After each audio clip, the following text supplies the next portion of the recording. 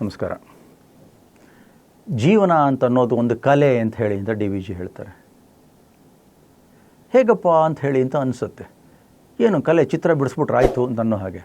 D V G ಎಂತಹ ಒಂದು ಉಪಮೆ ಸಹಿತವಾದಂತಹ ಕಗ್ಗವನ್ನು ಹೇಳ್ತಾರೆ ಅಂದರೆ, ಜೀವನವದೊಂದು ಕಲೆ, ಕಲೆಯ ಕಲಿಸುವುದೆಂತು, ಸಾವಿರದ ನೀತಿ ಯುಕ್ತಿಗಳನ್ನು ಒರೆದೊಡೆಯುಂ, ಆವುದೋ ಕುಶಲತೆಯೊಂದಿರಗೆ ಜಯವಿರದು ನಿನಗೆ, ಆ ವಿವರ ನಿನ್ನೊಳಗೆ ಮಂಕುತಿಮ್ಮ ಅಂತಾರೆ. ನೋಡಿ ಎಂತೆಂತಹ ಸೂತ್ರಗಳನ್ನು ಕೊಡ್ತಾರೆ ಅಂತಂದರೆ, ನಮ್ಮ ಆತ್ಮವಿಶ್ವಾಸವನ್ನು ಹೆಚ್ಚಿಸುವಂತಹ, ಧೈರ್ಯ ಕೊಡುವಂತಹ, ನಮಗೆ ನಾವೇ ನಮ್ಮ ಕಾಲ ಮೇಲೆ ನಿಂತ್ಕೊಳ್ಳುವಂತಹ ವಿಶ್ವಾಸವನ್ನು ಹೆಚ್ಚಿಸ್ತಾರೆ. ಕಲೆಯ ಕಲಿಸುವುದೆಂತು, ಜೀವನವದೊಂದು ಕಲೆ.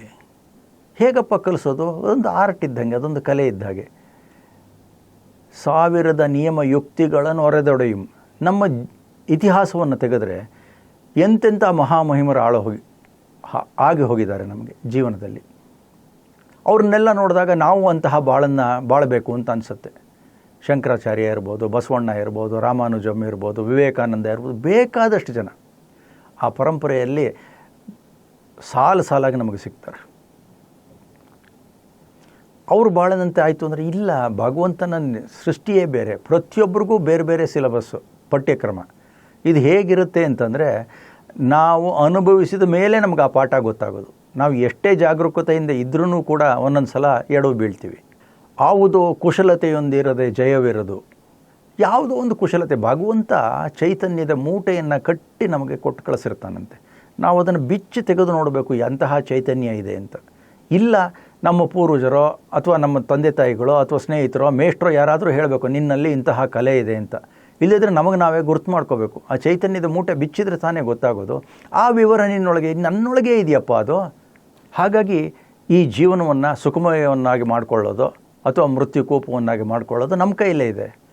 ನಾವು ಜೀವನವನ್ನು ಹೇಗೆ ಅನುಭವಿಸ್ತೀವೋ, ಹೇಗೆ ದಾಟ್ತೀವೋ ಅದು ನಮ್ಮ ಕೌಶಲ್ಯ. ಈ ಮಾತಿಗೊಂದು ಉದಾಹರಣೆ ಕೊಟ್ಬಿಟ್ರೆ ಸರಿ ಹೋಗುತ್ತೆ ಅಂತ ಅನಿಸುತ್ತೆ.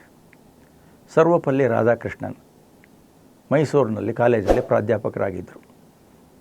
ಬಹಳ ಉತ್ಕೃಷ್ಟವಾದಂತಹ ಪಾಠ ಹೇಳುವಂತಹ ಮೇಷ್ಟ್ರು.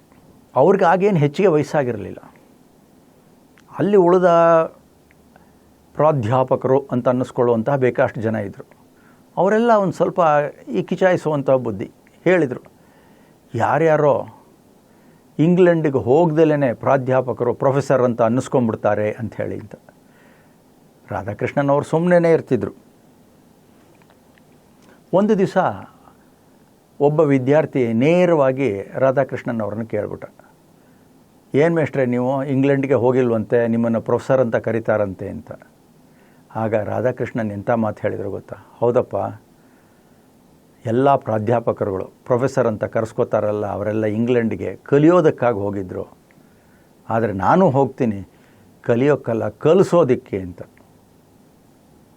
ಯಾವುದೋ ಕುಶಲತೆಯೊಂದಿರದೆ ಜಯವಿರದು, ಆ ವಿವರ ನಿನ್ನೊಳಗೆ ಮಂಕುತಿಮ್ಮ ಅಂತಂದ್ರಲ್ಲ ಡಿ ವಿ ಜಿ.